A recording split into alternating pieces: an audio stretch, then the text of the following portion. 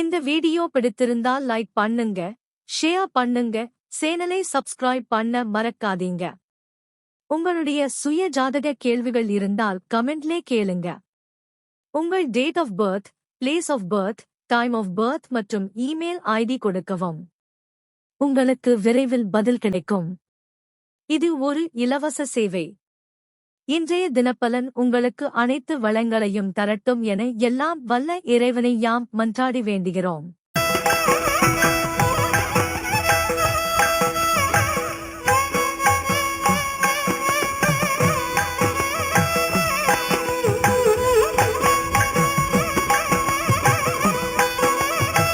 இன்று ஏப்ரல் 25, 2026 சந்திரன் கடக ராசியில் இருப்பதால் விருச்சிக ராசிக்காரர்களுக்கு இது 9ஆம் வீட்டுச் சஞ்சாரம் ஆகும்.